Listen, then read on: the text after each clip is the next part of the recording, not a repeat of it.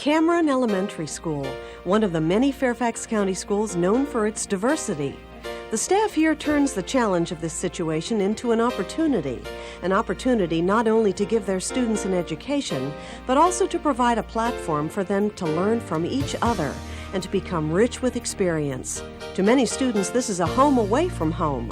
Here they find security and the basic necessities of life, plus many, many extras.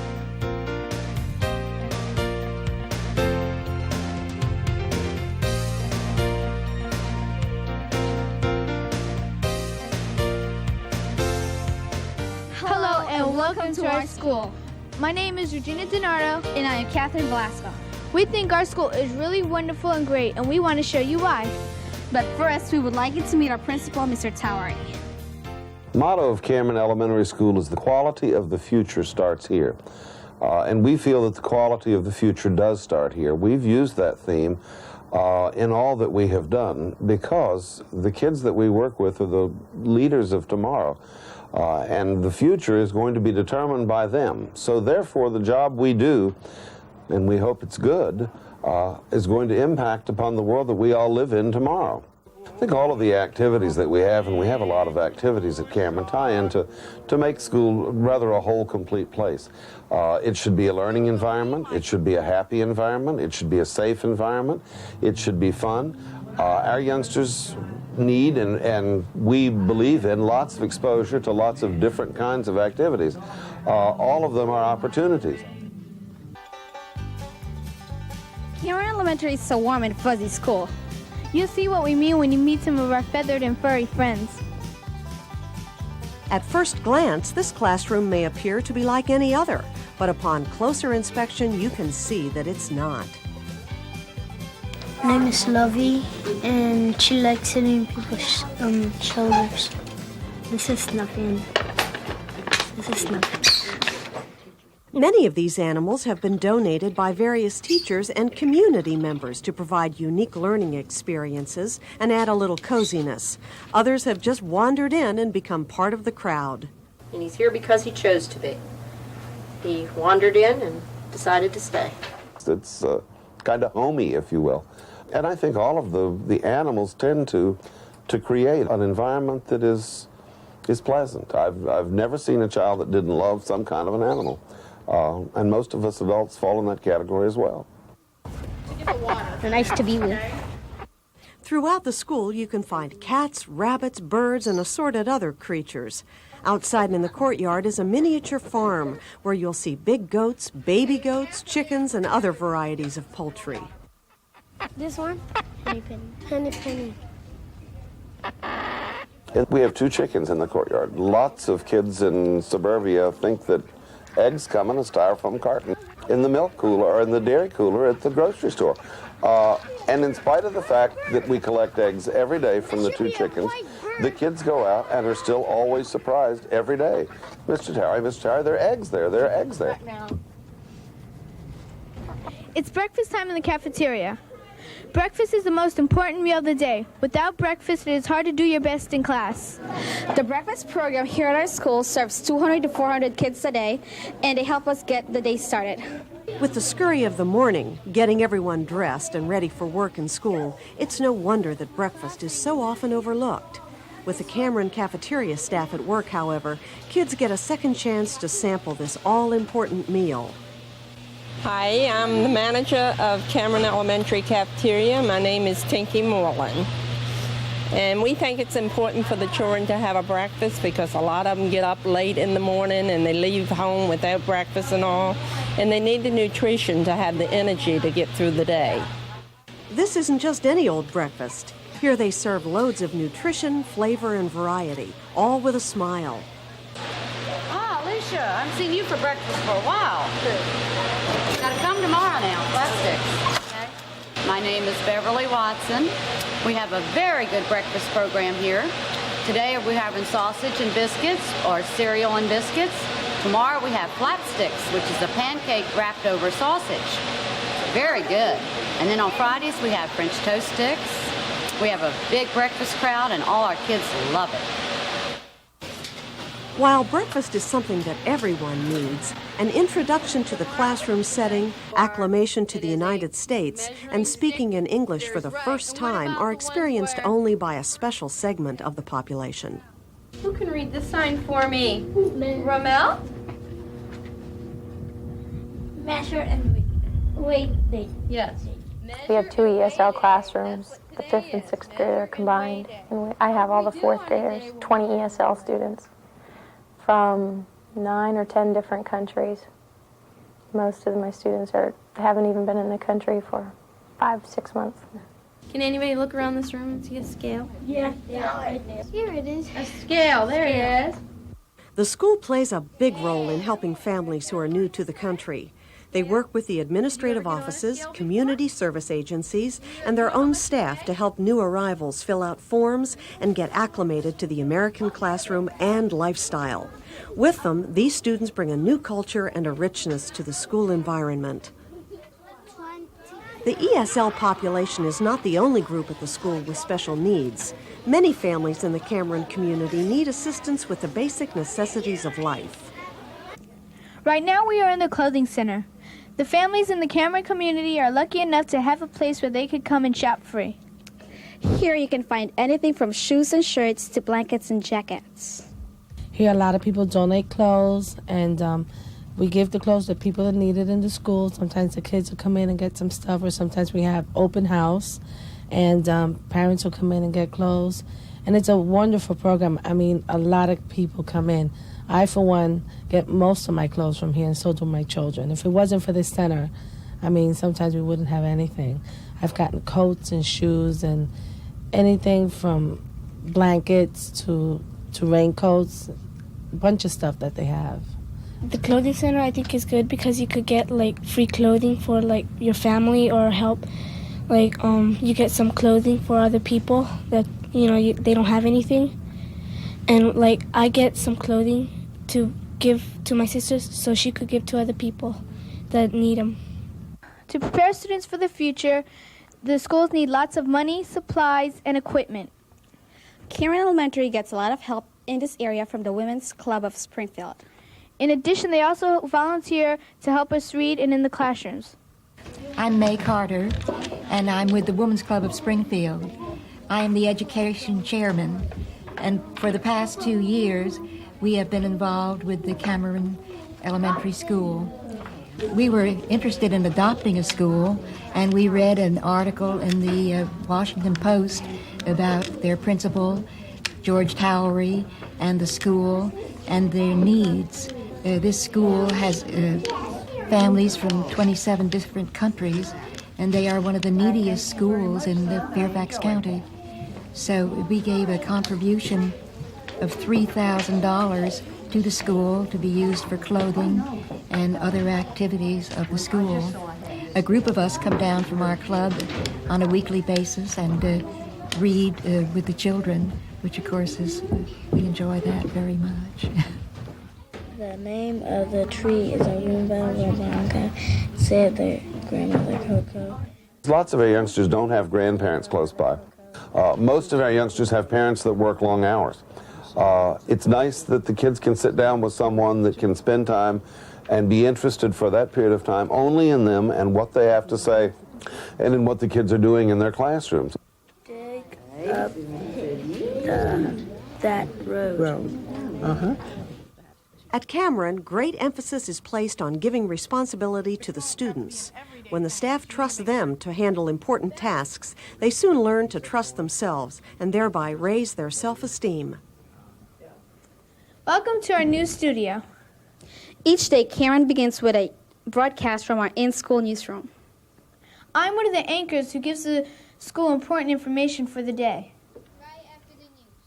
This team handles one of the most important duties in the school. They deliver news and information every day to a school-wide audience. Today's weather, partly sunny, high 52, low 34. Wind 10 to 20 miles per hour. Now to Katie. We have a closed circuit cable set throughout the whole school. Every classroom is watching our news show at 8:55. It's a little bit of a adrenaline flow You know, everyone comes in at quarter till, they're getting prepared, and when that bell rings, you know, it's time to go on. It gets serious, the laughing stops. Need a pen with a date and a time. Wind 10 to 20 miles per hour. Now to Katie. The news program has been transformed from a one-camera, one-wire setup in the library to a polished program cablecast from a new studio equipped with television lighting, 2 cameras, 2 mics, a control booth, and more. They take the whole situation very seriously. They are important. They are an important part of the day. Without them, things can't work effectively in the school because no one knows what's going on. In the process of performing every day, they're learning cooperation and presentation skills, improving their reading abilities, and developing citizenship. They have a reputation to now upkeep. They're now looked upon as the news crew, so they have to hold that throughout the whole school day. Self-esteem-wise, it's wonderful. I mean, you're on the news, and the kindergarten and the Head Start kids really think they are a news team where they say, I saw you on TV, and get all fascinated with our anchor team and how wonderful they're celebrities in the school. So it's pretty fun. I just think it's really great, and I think it's an opportunity that a lot of kids don't get, and I hope that from their time here, maybe we'll start a few careers. Attention teachers, if you have library today, please send your books to the library right after the news. Thank you. While the school depends on the news team to deliver news every day, these animals depend on another team of students for food, health care, and other needs. I don't know if you guys already know, but this is the rabbit food, the rabbit pellets, okay? Now, the rabbits have a big pan out there, and they're pretty good about not eating too much. So you can just fill up that whole pan, that big white pan that's out there, and stick it under those boards that they stay under so the goat doesn't get to it. Okay? This team was selected through questionnaires and interviews with the students.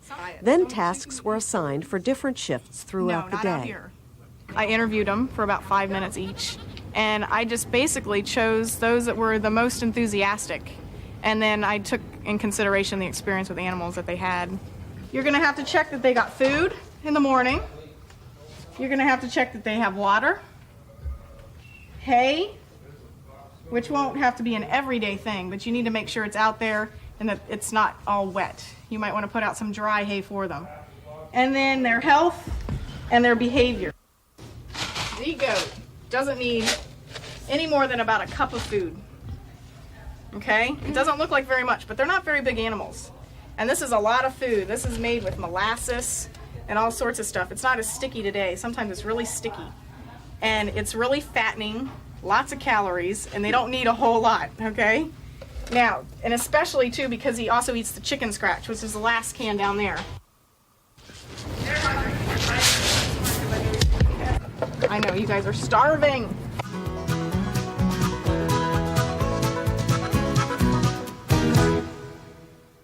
During the elementary years, students' minds are primed for taking in new experiences and ideas.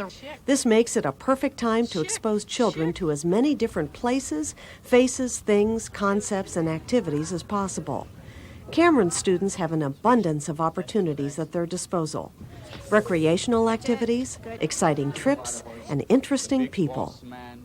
Meeting celebrities is an interesting and fun experience. A program called Celebrity Reader helps us meet important people and learn from them. Today's celebrity was Howard Patton. He's a singer with an inspiring voice from the Sea Chanters Choral Group of the United States Navy Band.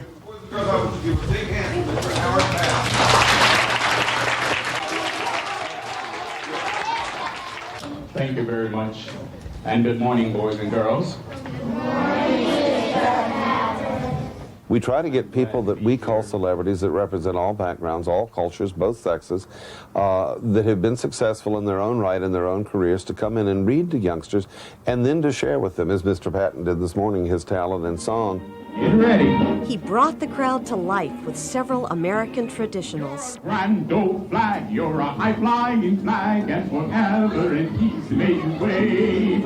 You're the emblem of the land I love, the home of the free and the brave. Every heart beats true under red, white, and blue, where there's never a bull nor good old acquaintance be forgot. Keep your eye on the grand old flag. Let's wave it now. At regularly scheduled intervals during the school year, celebrity readers come to Cameron to share their talents and knowledge. Recently, a Native American read old Indian tales and brought artifacts to share. Other guests have included Jim Vance and Jim Upshaw from local TV stations. This is either the 4th or the 5th year that we have operated that program, but it's been real successful in terms of motivating youngsters to read, giving them good experience and good exposure. Mr. Patton touched the hearts and emotions of students and staff alike as he revealed his soulful side with what he referred to as old Negro spirituals. Sometimes I feel like a motherless child. My name is Rashida Balad. Mr. Howard Patton was the most greatest singer I've ever heard at Cameron. He performed very nicely and he expressed his feelings. That's something that most singers don't do. Sometimes I feel like a motherless child. It teaches them all types of things, all types of new music, which they don't ordinarily have. They're so into rap and into all that other type of stuff that this is a good chance for them to learn something different. And on that old cross, our burdens gladly buried. His voice, it was good because I haven't heard any male singers to sing like that. Howard Patton, celebrity reader, Cameron Elementary Schools? Yes, sir. Yes, sir. I love this. I have a sweet tooth. Yes. Well, you will enjoy. And we want to thank you again for coming. Boys and girls, give Mr. Patton a really, really nice hand. Thank you. Cameron students work hard, but they also play hard. These students are a part of a club called Yo Cobras. Activity period happens 1 hour a week. This is a chance for kids to have fun while learning something new. The Yo Cobras are a group of 25 talented tricksters who come together to perform, practice, share, and test their skills.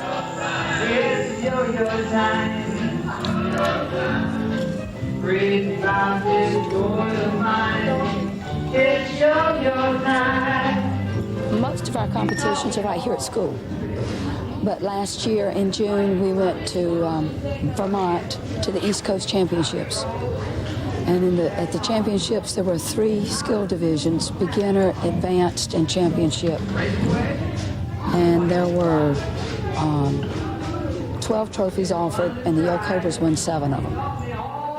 Eye-hand coordination, throwing and catching skills, timing is key, and then willingness to persist and practice until they get it. It's much, much more difficult than it looks. Michael. Okay, Scott. Catch it. If you need to use 2 hands, use 2 hands. Oh, bummer. Go try it 10 times. Once they've reached a certain level, they become teachers themselves, and they teach one another, and the tricks kind of are handed down from person to person. And that's really the key to our success. Okay, Lebo, here. Point. You got this, right? Okay, take your phone. All right, get in your position. So you have it up here, okay? Take your thumb. Now take the one that your yo-yo string is actually connected to. These kids are awesome. This one is Confederate flag. You have to beat my phone. And this one is the star. This trick tighten your yo-yo up when you need it to be tightened.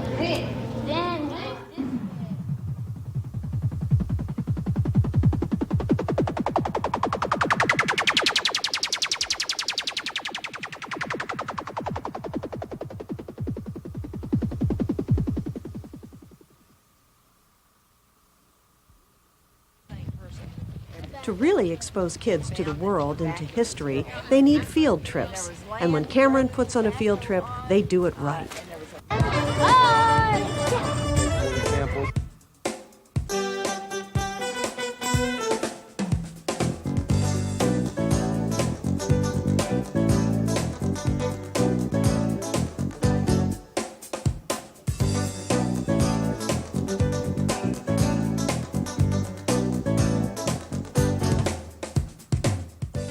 We have taken youngsters to Williamsburg for as many years as I can remember, and I've been doing this a good number of years.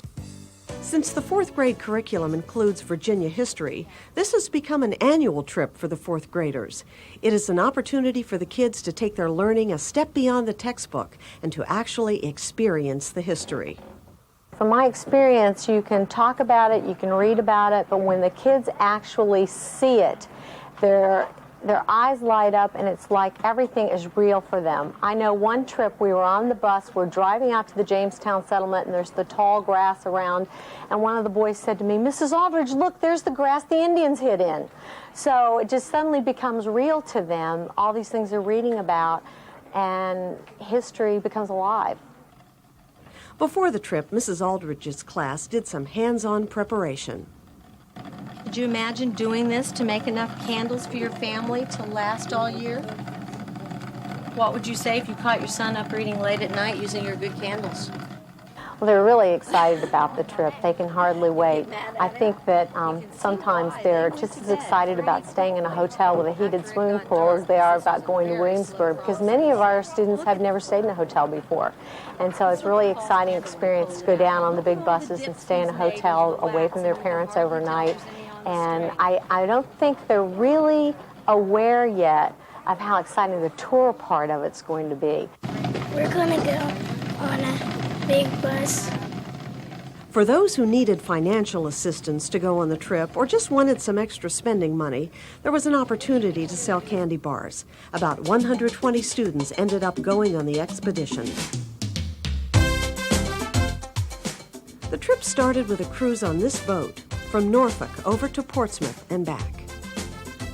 From there, the group headed to Williamsburg, where they would learn how colonial people made a living and how they survived from day to day. The last day included a visit to the Jamestown settlement.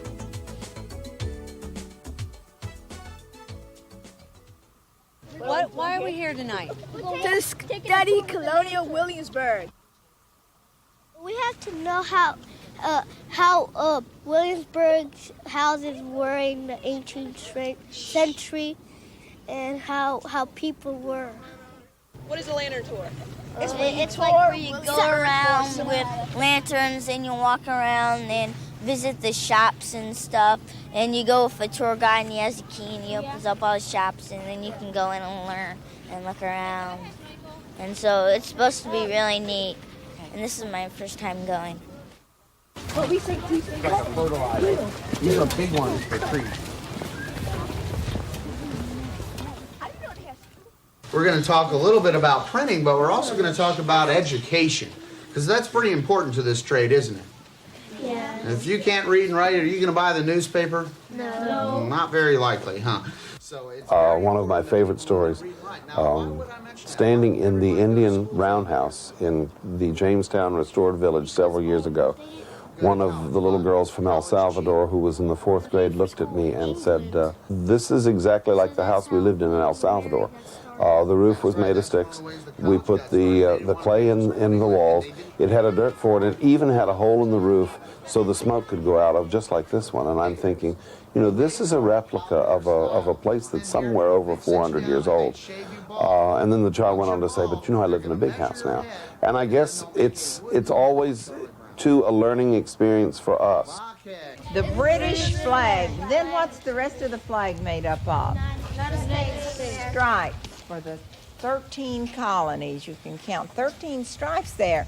Let's talk a bit about the Burgesses that met here. We know they were elected representative leaders. The House of Burgesses started at Jamestown in 1619. What colony are you all from? The Great Colony of Virginia. All right, try it again. What great colony are you from? The great colony of Virginia. Lots to see, lots to see. That's where you might be put if you didn't pay your debts. We're going to the windmill next, okay? We're going to the windmill. They had grinding stone. Notice how dusty the streets are? Can you imagine being a lady with your big hoop skirt having to walk down here?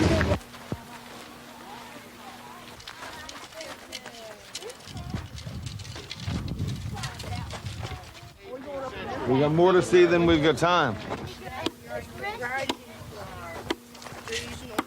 That's where the food would be put into those being held in jail. Like Williamsburg, they have houses, Congress, and they have all the stuff you can buy art and trade. And they have jails. I learned that William and Mary lost all of their kids, and that they had bathrooms, portable bathrooms in their things, and that they had secret little slots for their food, and they could only stay in 3 months. The formula for a successful field trip includes a careful mixture of learning and fun. How y'all doing? Having fun? Yes, we are having fun. This place is very nice. I like it. I love it. Those trips are lots of fun for kids. Many of our youngsters do not have opportunities to go places like that. And so we try to provide those opportunities. And it's become something that's very much enjoyed and very much looked forward to.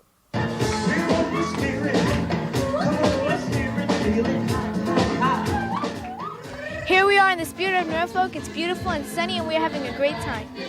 It's a really big, fancy ship where they have the big buffet and the tables with all the linen and, you know, 2 forks and things like that. And one of the first things the kids always say is, why do I have 2 forks? Because a lot of them haven't seen that before. And they have entertainment on that ship, and the kids really have a good time. They go around getting everybody's autograph after the show. When it's all said and done, the kids and teachers have gained a great deal. Beyond the knowledge and fun they have had, they end up with strengthened friendships and a new perspective on their teachers. Well, I think that there's a lot more involved in a trip like this than just going down, seeing stuff, and coming back. The kids I think they get to form a closer relationship with a lot of the teachers, in that they see the teachers more as human beings who actually go to sleep and eat just like they do. And they get closer with their friends. Some of them, it's the first time they've ever spent a night away from home for some of them. And it's a neat experience when we can all go and do something like this together and share an experience like this. And then this morning the alarm went off because of Andy. Like a fire. And we thought it was the fire alarm, and we couldn't find out how to shut the thing off. So we're down on the floor, and someone's turning on the lights, and I'm trying to find the thing to turn it off with. And I kept calling them because I wanted them to wake up. I don't think there's any better experience for youngsters than the Colonial Williamsburg area, where they can actually see and touch and do hands-on what we've talked about in the classroom. And I think a visit to Williamsburg helps to put into perspective the reason we're the way we are. For youngsters that have come in from other countries, and many of ours have, without any real background or understanding, I think they leave Williamsburg with a much better understanding of the United States, of what freedom is, of why we have it, of how we happen to get it. The quality of the future does start here, and the outlook is good at Cameron. They are producing confident, responsible, and well-rounded students who will be prepared for whatever lies ahead.